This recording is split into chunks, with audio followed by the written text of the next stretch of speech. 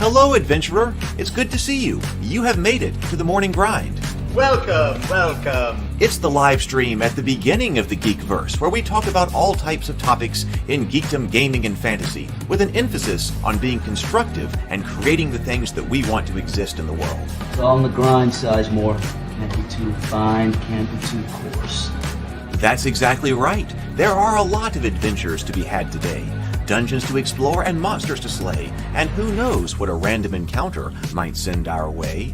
That's why we have to prepare, so settle in now for the morning grind with your favorite beverage in hand. Tea? Or maybe something a little stronger. I've got a few bottles of the old Wynyard left. Whatever you want. Pull up a chair. Dude. If you're feeling fancy, how about a cappuccino? Or a frappuccino? Or how about an espresso? Just tea, thank you. Sounds good to me, Gandalf. Whatever you want. I'm just glad you're here. Everyone is welcome. You can just watch if you want. You don't have to worship anything you don't want to worship. Thank you, Mike. But be forewarned. Sometimes we get really strange characters around here. Wait, what's that you say? Why can't you come and be a part of the stream? My wife would disown me. Oh no, I bet she'll be fine with it. Come on in. Am I scared for my safety? No. What are we supposed to do? Everybody do the secret handshake.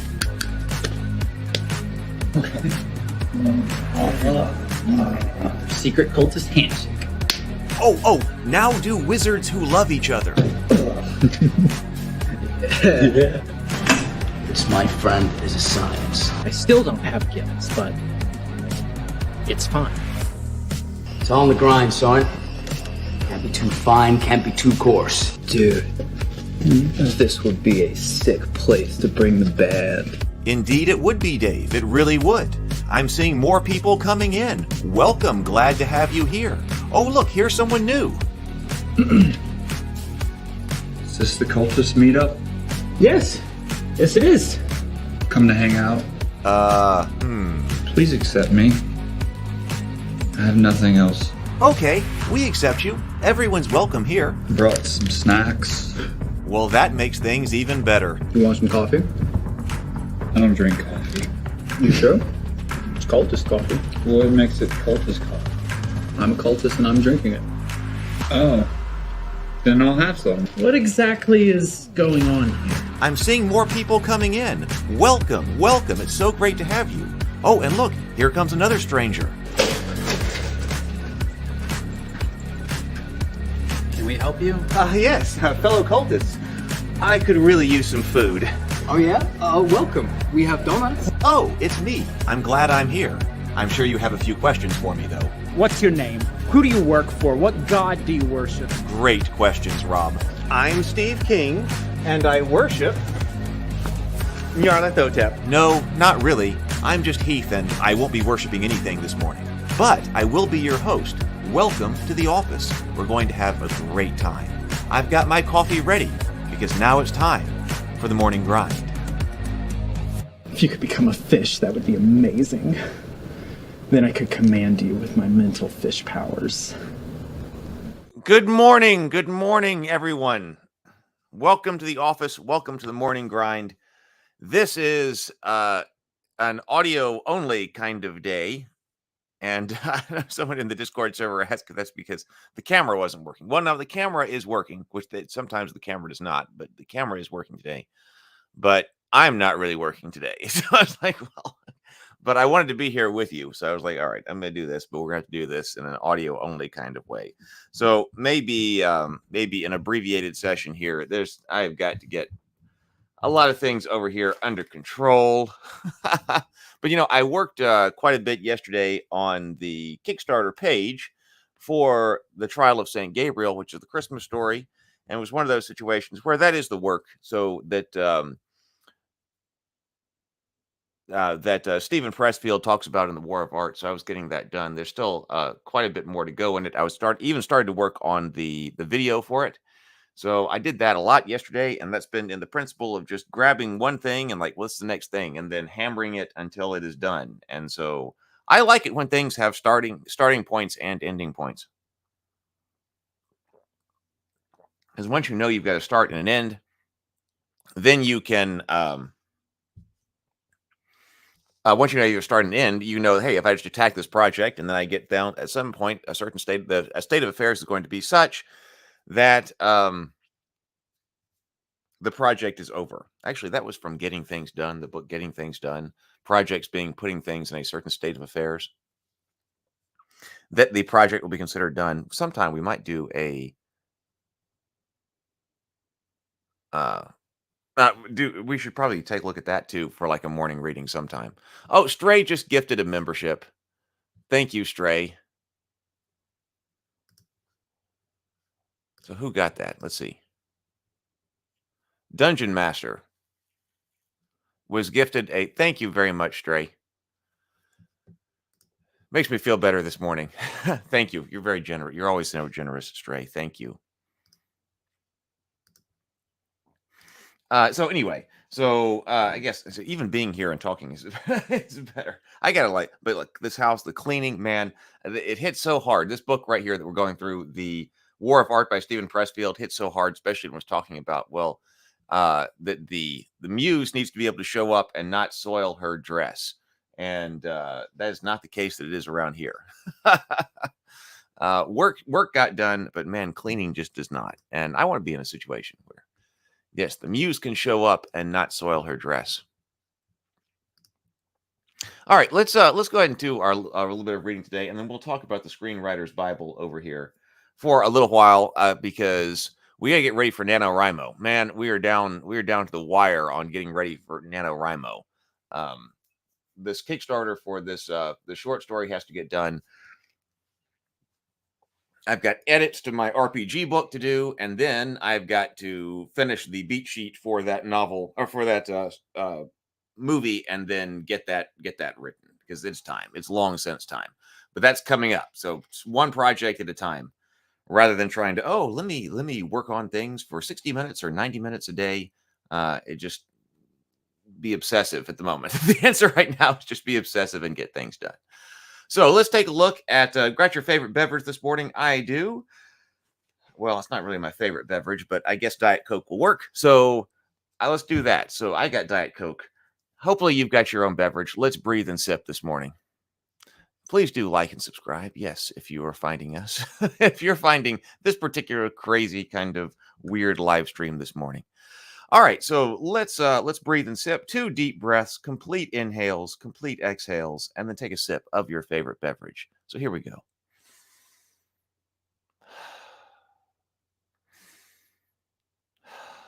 And sip.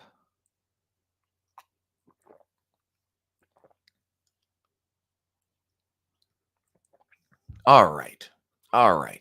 Let's take a look at what Stephen Pressfield has to say. Oh, Zero the Blade says, I have to go to the library after this to get books to help with my TTRPG project, to help with writing my TTRPG project faster. Hey, getting work done. Let's all get work done. All right, a professional is prepared. This is The War of Art by Stephen Pressfield. It's our morning reading. The professional is prepared. I'm not talking about craft. That goes without saying. The professional is prepared at a deeper level. He is prepared each day to confront his own self-sabotage. The professional understands that resistance is fertile and ingenious. It will throw stuff at him that he's never seen before. The professional prepares mentally to absorb blows and to deliver them. His aim is to take what the day gives him. He is prepared to be prudent, prepared to be reckless, to take a beating when he has to, and to go for the throat when he can. He understands the field alters every day. His goal is not victory. Success will come by itself when it wants to, but to handle himself, the insides, as sturdily and as steadily as he can. I like the phrase, success will come by itself when he wants to, when it wants to, when you are mentally prepared. Because there's a strong survivor's bias in a lot of this. I know that, well, this person won, became successful, had notoriety, whatever, and it always seems like it's an overnight thing. But actually, when you hear that talking to that person, it very, very, very rarely is. I can kind of come up with a couple of people who, even knowing a little bit more of their story, does seem to kind of have some kind of overnight success, but it still didn't exactly work that way. But you're in it for the long haul. So the survivor's bias comes in the fact that, well, if you don't keep going, then there's no way that's ever going to happen to you. And so you only hear from the people who are like, oh man, everything just started to work for you. Like, well, I've been at this for 10 years. Moving rocks. Yes. Move rocks. We've got big rocks to move. Multiverse DM says resistance is the only true constant. These sentences have been my life for many, many years. A professional does not show off. A professional's work has style. It is distinctly his own, but he doesn't let his signature grandstand for him. His style serves the material. He does not impose it as a means of drawing attention to himself. This doesn't mean the professional doesn't throw down the 360 tomahawk jam from time to time, just to let the boys know he's still in business. I like that.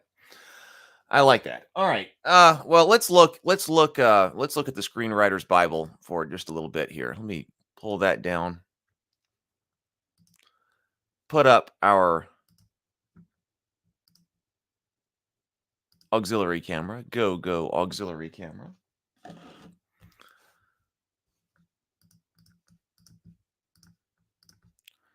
This is for all of us preparing NaNoWriMo.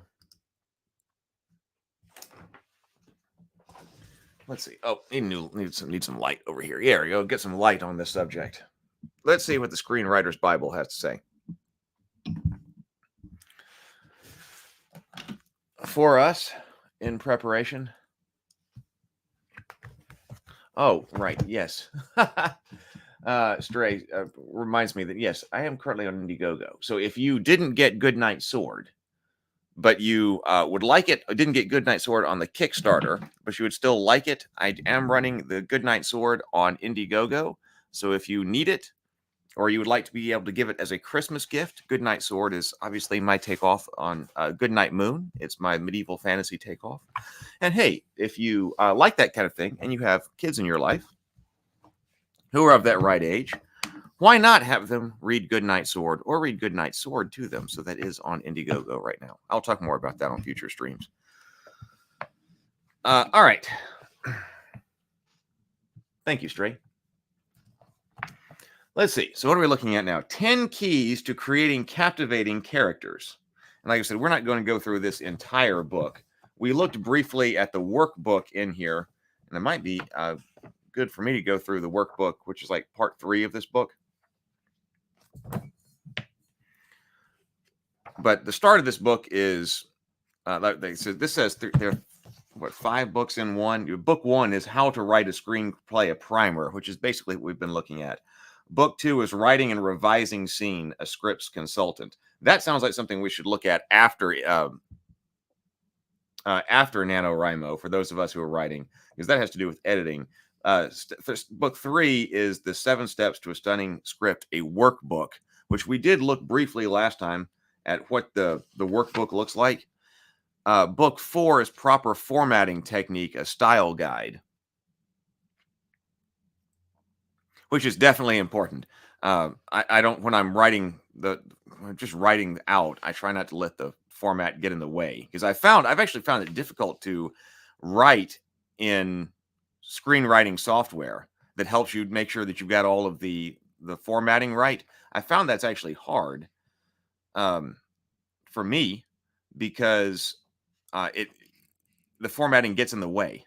So the way I'm doing it now is I just use a basic word processor that lets the thing get written, then move it over to do formatting and style guide formatting later. So that's a post NaNoWriMo kind of thing. And then the other book is how to sell your script, a marketing plan. So all of that's what's in this. So this was one of the first books that was recommended to me on screenwriting. Cameron recommended it.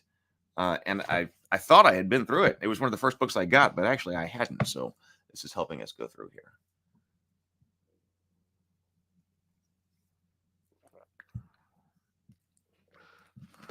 I got to be mentally prepared for NaNoWriMo. So this says 10 keys to creating captivating characters. Plot generally derives from character, not the other way around. Screenplays may be structure, but that structure develops from your characters. Plot generally derives from characters, not the other way around.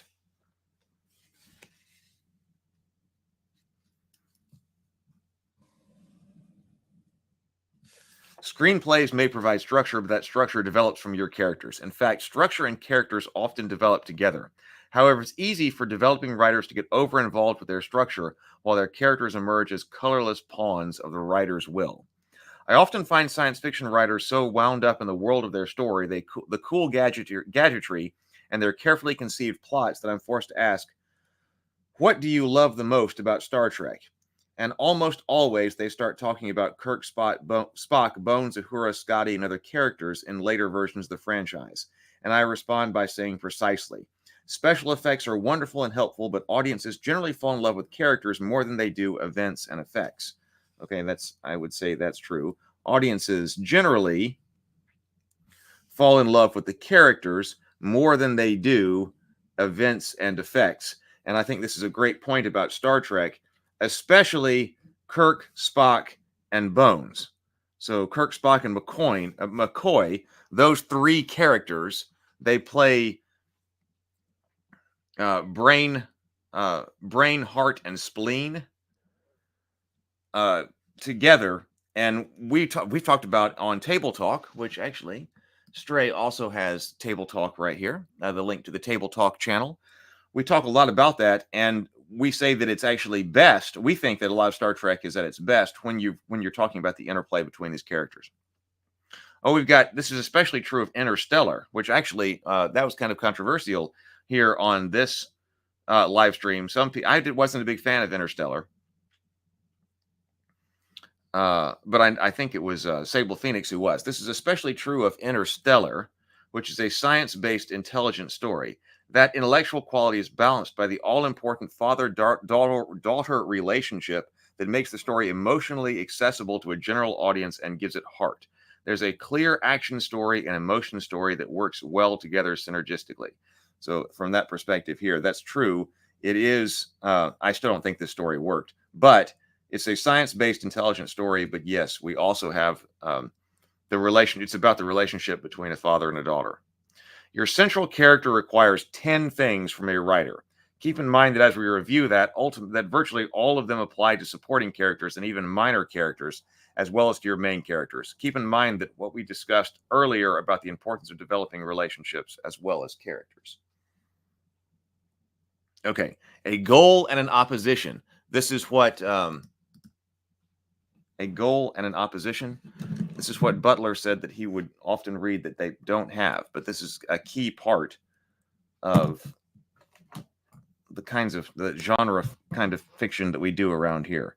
So your character wants something. Your character wants something. A dramatic goal is specific and measurable. Dealing with life is not a goal. Happiness is not a goal.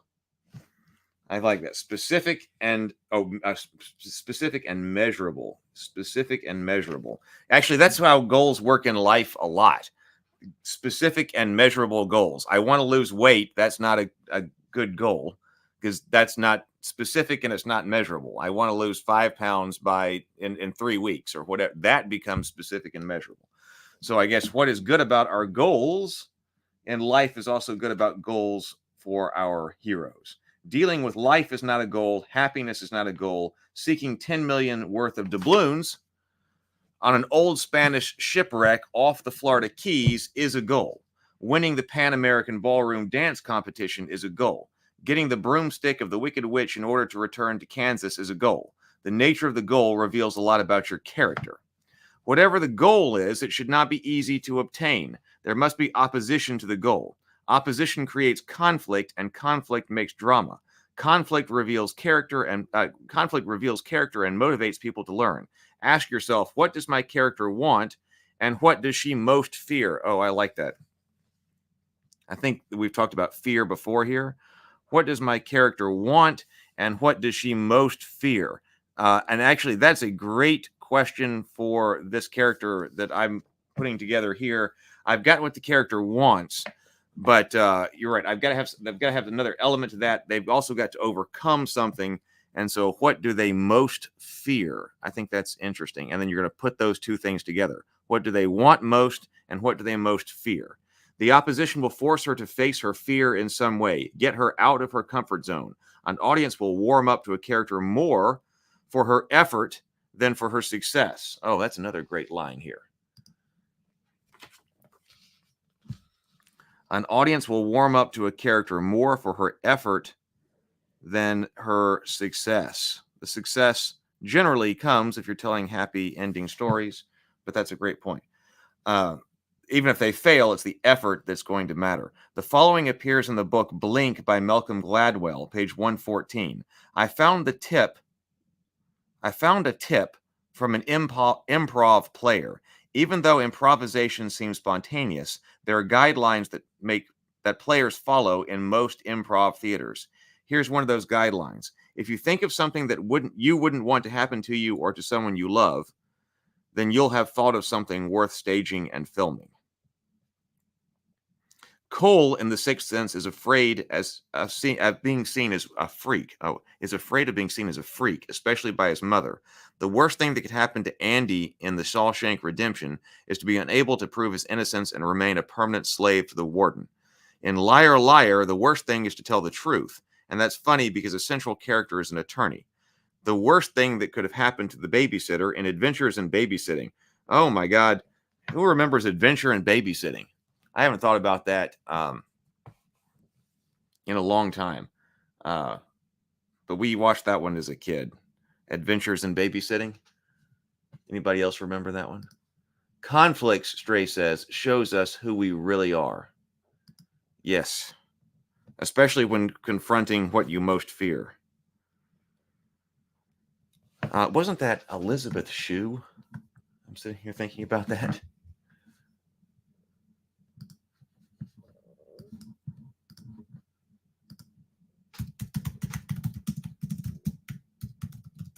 Adventures in Babysitting.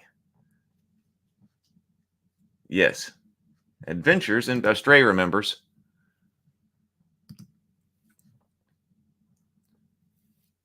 (1987). A babysitter must battle her way through the big city after being stranded there with the kids she's looking after. Yes, and they're all climbing down the wall. I remember that poster.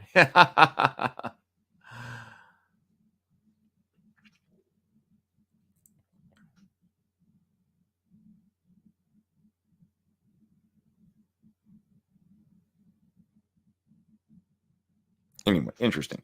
Okay. Flight down memory lane. The worst thing that could happen to a babysitter in Adventures in Babysitting is to lose the kids. In Interstellar, it's being trapped in another time and space, isolated from your daughter. In some stories, like A Quiet Place, the worst thing is to be killed. In most screenplays, the main opposition will be an individual. If it's not an organization, let someone represent the organization. In the original Ghostbusters, the Environmental Protection Agency is represented by a man who makes it his personal business to bust the Ghostbusters. So we talked about this before with who our opposition is going to be. Sometimes in disaster films, like Jurassic Park, it can be a person. I mean, in a film like that, it's a disaster, and so it's a force of nature. But in most cases, it works best if you actually have somebody else, their will against the will of the main character. Baby Wilder and IAL Diamond had a huge problem when writing Some Like It Hot. They had a funny idea of two men joining an all-girl band. They weren't able to develop a story from it because they didn't have a motivation for the two men to join the band, and they didn't have an opposition. One day, Diamond walked into the office they shared on the studio lot to find Wilder waiting for him. As soon as he entered the office, Wilder shouted out, "St. Valentine's Day Massacre." Diamond shouted back, "That's it." They made the two men accidentally witness the famous gangland killing. Now, in order to escape from both the law, represented by one individual cop, and the mob, represented by an individual mobster, they become cross-dressers so they can join an all-girl band. Once on the road with the band, they become the opposition characters to each other. They both want the same woman while pretending to be women themselves. That's character developing the plot. When possible, personalize the opposition. This will create greater drama and will elicit the audience's sympathy for the central character. When possible, personalize the opposition. This will, as we were talking about, the disaster films sometimes work, like Jurassic Park does, but you will have greater drama and will elicit the audience's sympathy for the central character if the opposition is personalized. The hero is often defined by his opposition. We often remember that. Luke Skywalker and Darth Vader. Kirk and Khan.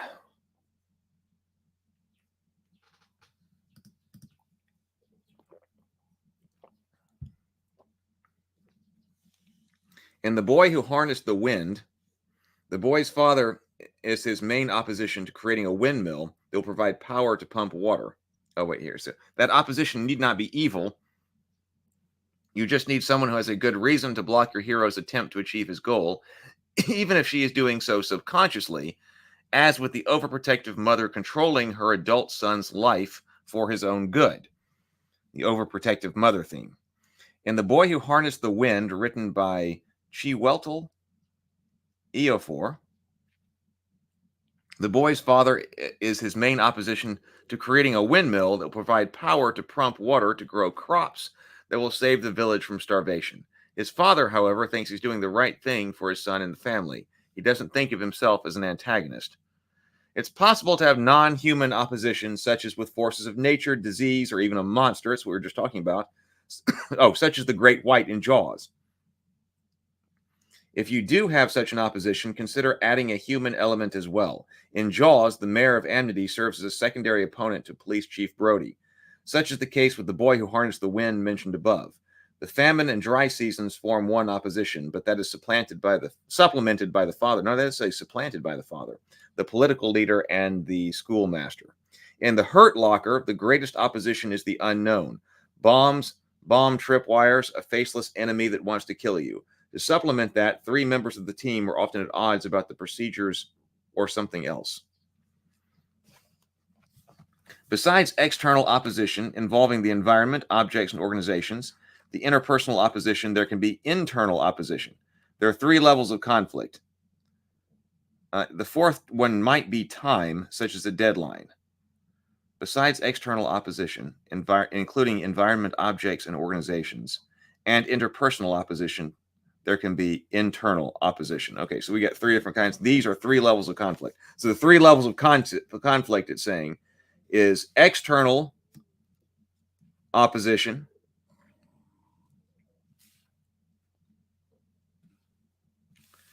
interpersonal opposition, as well as internal opposition. A fourth might be time, such as a deadline. Okay, let's go with that.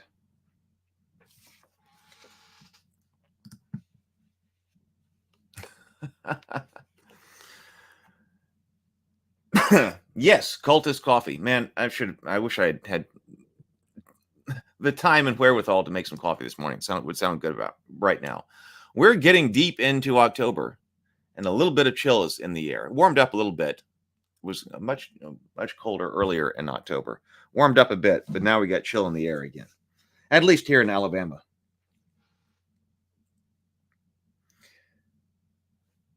Let's see. We see all four types of conflict in the first French toast scene in Kramer versus Kramer. Ted must battle the kitchen environment and his son, who represents Ted's runaway wife and himself. The inner conflict is this. He's not sure how he can handle making breakfast or being a single father, and he only has so much time to get breakfast made. I guess that's a vague use of time as a fourth level of conflict. In addition to the goal, you may wish to give your character some related inner drive or yearning that supports the goal in the opposition to that goal. The inner need may be inwardly blocked by some character flaw. This was discussed more fully in the preceding section.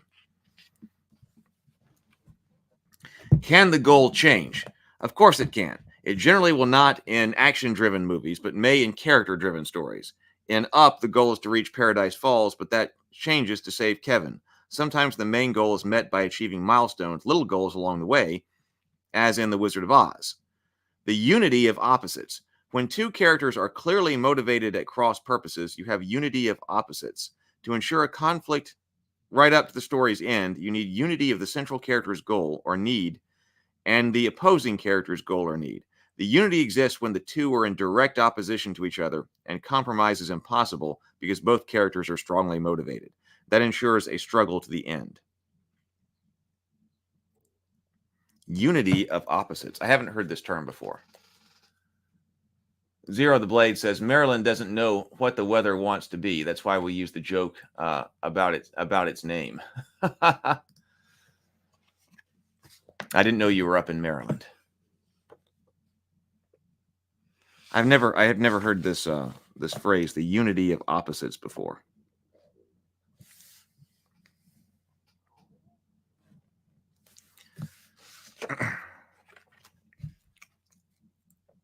For example, in Fatal Attraction, a married man has an affair with a single woman and wants to terminate the relationship with her, but he can't because she carries his baby and is fixated on him. There exists a unity of opposites. He wants to end the relationship. She wants the relationship to grow. Both are clearly motivated. Compromise is impossible. The motivation is the key.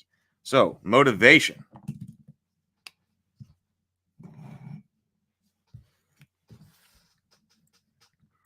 So we talked about goal. Now we're talking about character motivation. Your audience may not be stirred by your character's goal unless it is well motivated. Ask yourself this question.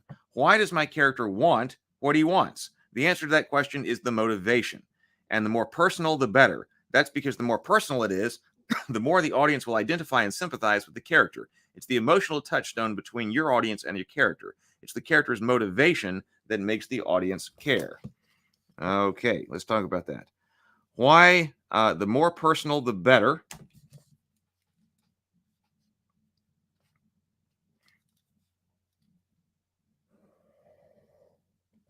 Personal motivation. The more the audience will identify and sympathize with this character.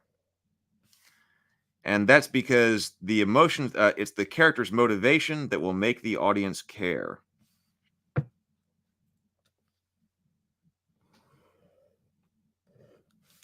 Okay, one night I watched The Crucible with my daughter for a school assignment. I noticed the actual history was adjusted. Why? To create a personal motivation that would involve the audience emotionally with the characters. The historical inaccuracy was a supposed affair between Abigail Williams and John Proctor. Man, it's been a long time since I've thought about the Crucible as well. I remember reading it in school. The names come back, Abigail Williams and John Proctor. The historical inaccuracy was a supposed affair between Abigail Williams and John Proctor, and the fact that she was that she worked for him. It's unlikely the two actually had an affair because he was 60 in real life and she was 11, not 17 at the time, and she never worked for him. However, the writers of the play and screenplay knew how important a personal motivation would be as an emotional touchstone with the audience. What is Rocky's goal in the first Rocky movie? His goal is very specific. He wants to go the distance with the champ, 15 rounds. It is not to win. He knows he can't win, so why is going the distance so important? Why do we care? Because his motivation is to prove that he's not a bum. It's the personal motivation that gives the story its power. Personally, I hate boxing, and yet I've watched four of the Rocky movies. Why? Well, it's not for the boxing scenes. It's for the motivation behind those boxing scenes.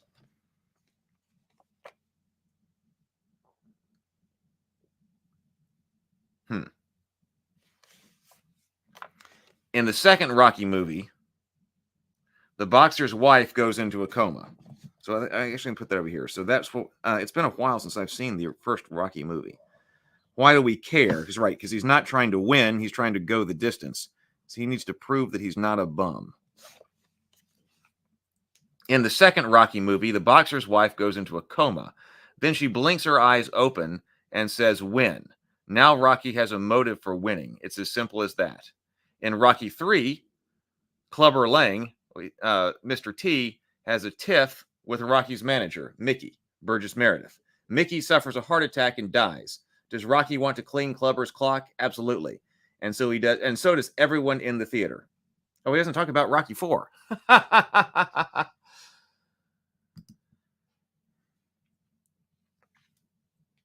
We're talking about, it's not often that you get all the way to a fourth movie and it's still good. But Rocky IV is a classic. Another boxing movie, The $1 Million Baby, which is actually more of a character drama than a boxing movie, goes deeper. Frankie Dunn, Clint Eastwood, is motivated by guilt and the fear of getting close to someone. He's lonely. Maggie Fitzgerald, Hilary Swank, grew up believing she was trash. She wants to escape the past. She needs to believe in her. Boxing gives her life meaning. It's easy for people to identify with her personal motivation and with Frankie's. Thus, people get emotionally involved with the characters. Love is behind the desire to get well in a beautiful mind. John Nash is motivated to give up his imaginary life for his real life with his wife. Her love is his motivation. The love of Ellie Up is behind Carl's goal of Paradise Falls. And The Sixth Sense, Dr. Malcolm, Bruce Willis wants to help Cole because he was unable to save Vincent. He has a personal reason for wanting to achieve the goal. Okay. I'm going to skip a bit here. Personal motivations. The motivation usually grows with the conflict. It becomes stronger as the story progresses. Often the motivation deepens or becomes most evident at the midpoint of the story. Okay, I'm going to take note of that. So we need to grow motivation with conflict.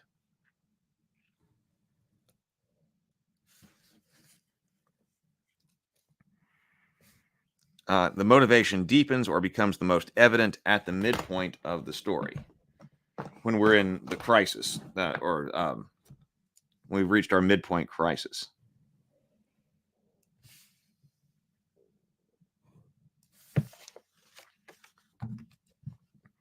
Sometimes it pays to disguise a character's true motivation to create a twist or surprise later on. In Get Out, Rose, who is white, and Chris, who is African American, hits a deer with Rose's car. When the police officer asks Chris for his driver's license, she angrily says, but he wasn't driving, and makes an issue out of the request for Chris's license. Her stance comes across as protecting Chris from a racist cop. Her true motivation is to keep the officer from being able to identify Chris's name later on. Why? Because she knows what's planned for Chris. This defense of Chris sets up the later surprise twist when she betrays Chris. And that's when we understand her true motivation with the police officer.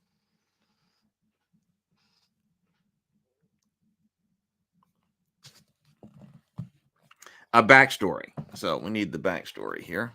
All right.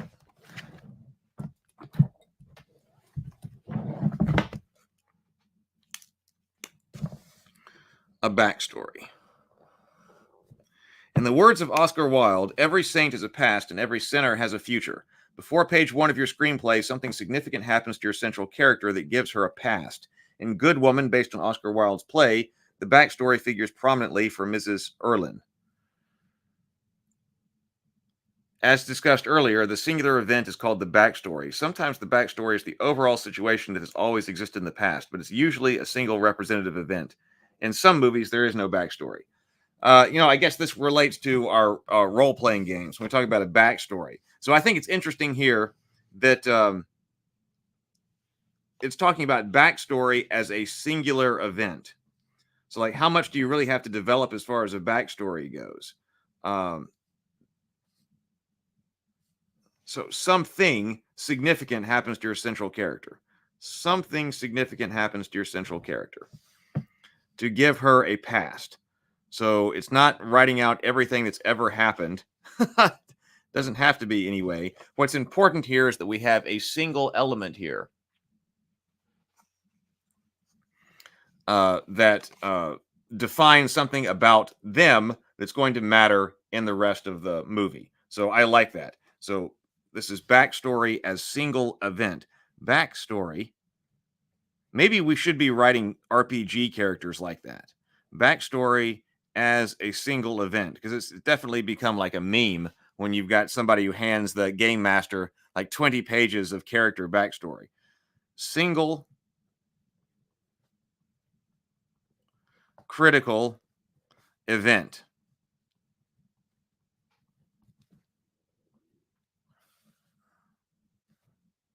Backstory is a single critical event. And so if we just had a single goal or single event that we would put on a index card or something and say, here, my backstory is that this single critical thing happened to me in my past, we might have that might be a better way to do backstories for RPGs. Oh, Stray just sent a $10 super chat. Thank you, Stray. $10, very generous today. I appreciate it so much, Stray. You're a huge part of everything that we're doing here. Stray says, I have a personal motivation to this channel. Thank you. That's why I was like this morning, I gotta be here, even though I said it's gonna be audio only. I was like, you know what? I've got to be there. It would have been easy to have not done it this morning, but I needed to be here this morning. And you are one of the reasons. Let's see. In the above examples, I'll go over here, we are given quick glimpses of the backstory. Most often, the backstory is not seen by the audience, but there it is, haunting the central character and affecting his actions. The backstory in Thelma and Louise is not revealed to Thelma or the audience until much later in the story. In other words, it's not presented in the first 10 pages. So it comes up when it's relevant. In this case, it's not in the first 10 pages. Let's see.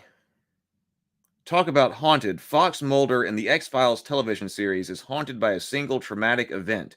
When he was young, his sister was apparently kidnapped by aliens. This event deeply affects his actions and his personality. It's not just your run-of-the-mill FBI man, but a person with a life and a past. Sometimes only the screenwriter knows the backstory, and as good as it gets, but because he knows it, the character seems fuller on the page. Not every character has a single past event that haunts her, but every character has a past that influences the character's actions and dialogue.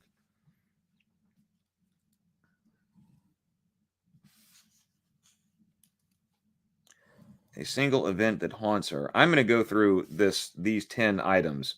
It's probably something that's in the workbook too. Character worksheets. I bet this worksheet was there in the back. I need to go through that for the Rapavania character. My character's backstory rarely needs both sides of an index card. That's probably a better way to go. What is your critical event? Backstory, flaw, and need. The backstory can be subtle. For example, in Foul Play, Gloria Mundy was once in love and it ended badly. It's as simple as that. At the beginning of the movie, we see a cautious Gloria, a person not quite ready for a new lover, particularly if it's Tony Carlson. It's easy to see how the backstory gives rise to the flaw that blocks the need. In the case of Gloria, she needs to feel safe with a man.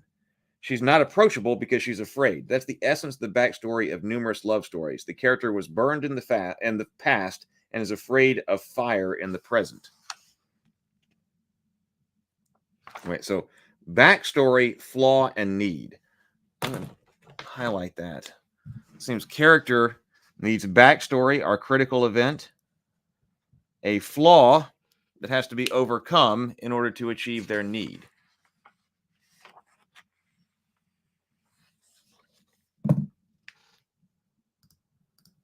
LOL. That's awesome, though, if it works for you.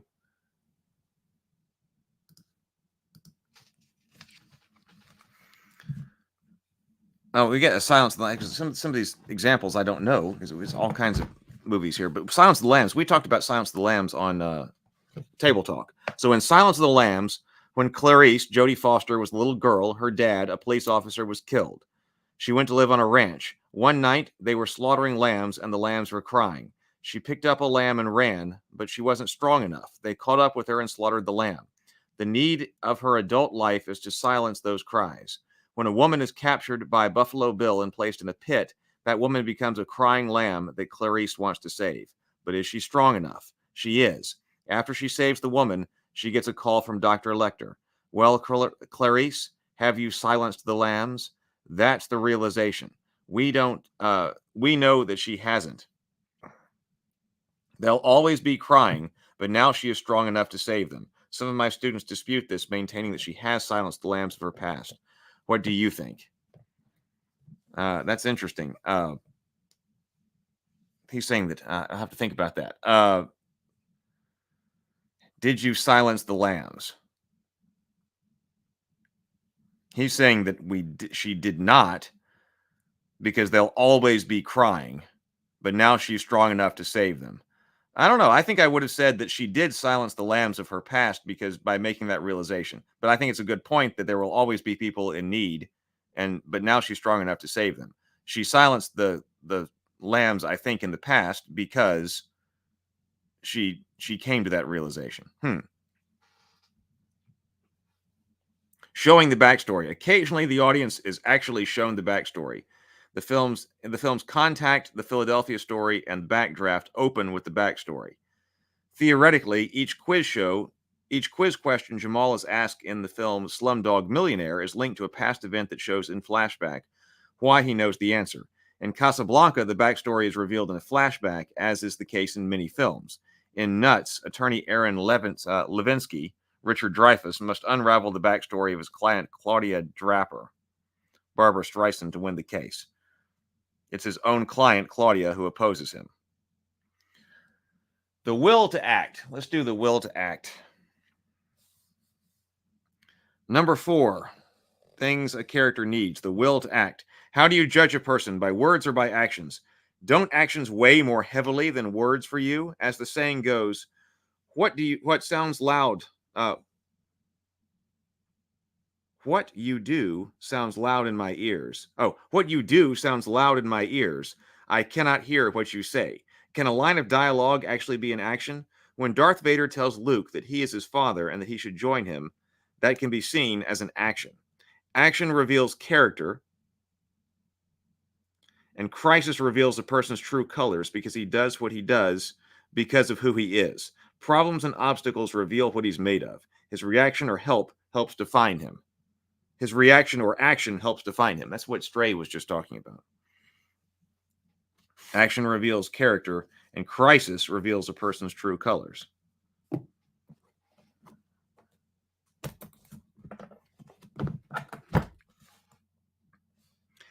Action reveals character, and crisis reveals a person's true colors.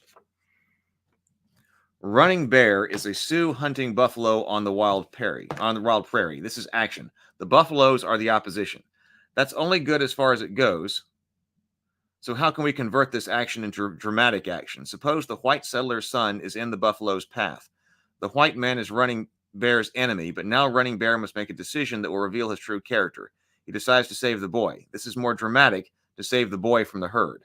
Okay, let's take this one step further. The boy's father looks through the window and sees his son in the buffalo, and then to his horror, he sees his enemy, running bear.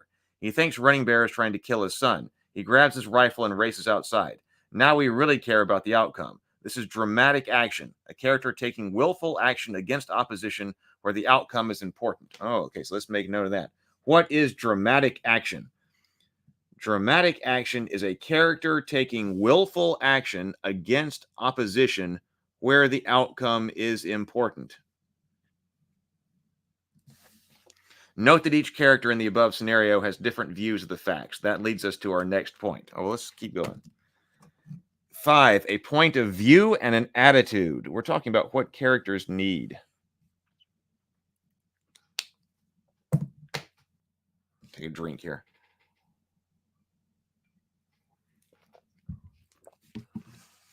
Actually, what did he call this? These are 10 keys to creating captivating characters. That's what we need. 10 keys to creating captivating characters. 5 is point of view. How does your character see dragons? Are they to be feared? How do they see dragons? Or what's their opinion of dragons? How does your character see dragons? Are they to be feared as destructive enemies, or can they be trained as pets, as Hiccup learns in How to Train Your Dragon? After all, maybe the dragons are attacking in self-defense. Once we see them in a different light, our view of things might change. Everyone has a belief system, a perception of reality that is influenced by past experiences, and a point of view that is developed over time.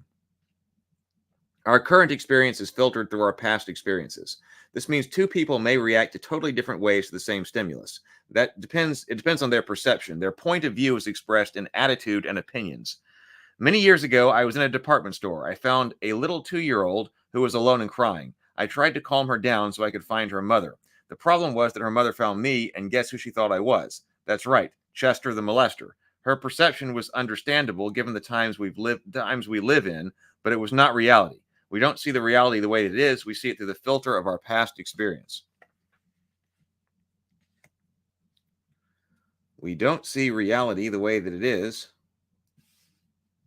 We see it because of our past experience. Your character also has a past. We're going to discuss how to create that past shortly. But right now, we realize that your character has a point of view expressed through attitudes. What is your character's point of view about life? What is your character's concept of love? How does he or she view the opposite sex? What is your character's attitude toward growing old, sex, falling rain, grocery shopping, dental hygiene, and regular professional care? Is happiness a warm puppy or a warm gun? Oh, I like that. Is happiness a warm puppy or a warm gun? Saul Stein recommends that you give each character a separate set of facts. Don't give them the same view of the story. With different views of things, your characters will also have different attitudes. Your character will act from his point of view or belief system regardless of how that point of view squares with reality.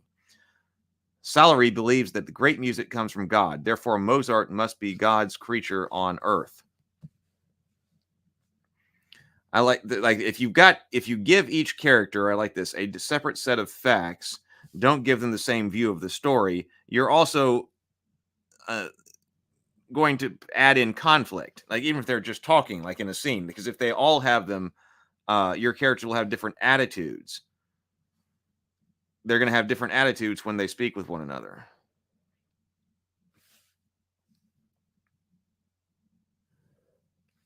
Your character will act from his or her point of view. The Hurt Locker features 3 characters with 3 different points of view of the war and how to survive. James is addicted to war. He loves it and is rather cavalier about survival. He doesn't think about survival. Elridge thinks about it all the time. Is sure he nearly dies every day and is trying to figure out how he's going to survive.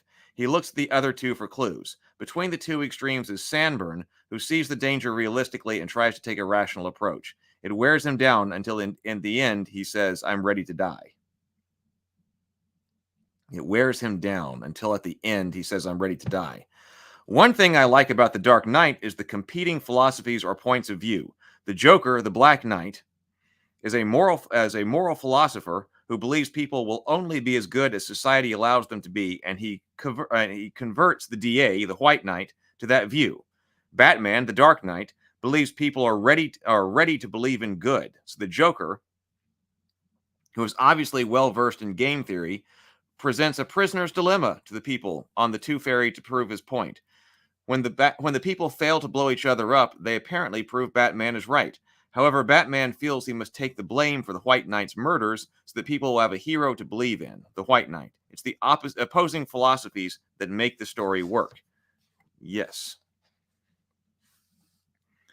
The compelling philosophies, opposing philosophies,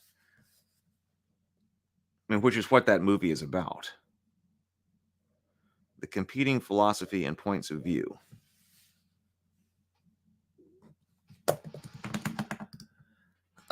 Let's see. The same holds true in Coco, Fame versus Family. It's a Wonderful Life. Note the difference in values and philosophy between Cleo, maid lower class, and Sophia, employer upper class in Roma. Notice in A Beautiful Mind that the writer gives the audience the same point of view as John Nash. This leads to a wonderful movie moment when we, the audience, realize that John Nash is imagining things. And that, in turn, helps the audience get emotionally involved with Nash. How else can a writer get people to identify someone who sees things that don't exist? Up in the Air? I don't know that one. A Summary of Starman. I don't know what Starman is either, but we got a summary here, so let's take a look at that. In Starman, an alien creature crash lands in Wisconsin. As a being of light, he floats over Jenny's house. Jenny has withdrawn from life because her husband was killed. The alien finds a lock of her husband's hair and uses it to clone himself a body. Now he looks just like her husband. Then he makes her drive him to Arizona, which is where his mothership will pick him up. The alien's motivation for this goal is to get home. His point of view of life happens to be that life is precious. Jenny's goal is to escape. Her motivation is to be safe from the alien and also has to be safe from her past. And the alien looks just like her past. The writer has taken her inner problem and inner conflict and put it on the outside to make it visual. Ginny's point of view of life or belief is that life is scary. Husbands die, the backstory, and aliens kidnap you, the action story. At the midpoint, Ginny observes the alien bringing a dead deer to life. This action emerges from his belief that life is precious. Touched by this action, she finds her goal of escape replaced by a desire to help Starman. This new goal is motivated by inspiring action. Her point of view of life changes as well. Life is not as scary. The story uses the deer as a metaphor. Ginny is the dead deer that Starman, an apparent Christ figure, brings back to life, the emotional story. Her perception of life changes, that's the key. When a character's point of view changes, that's character growth. That sounds like an interesting story. Has anybody read Starman or watched Starman? I don't know that one. Sounds interesting, though. Let's see. How long is Room to Grow? We'll go for an hour here.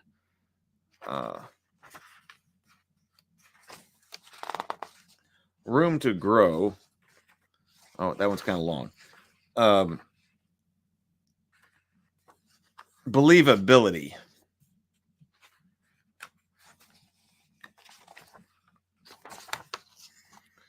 Eight is characterization and personality.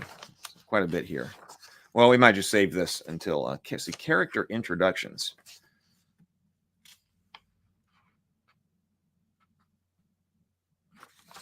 I would be interested in that. When a character first appears in the script, you have an opportunity to suggest something. Where we were talking about that when a character first shows up, the character needs to be doing their quintessential thing in order to establish who they are. That might have come from this book earlier on.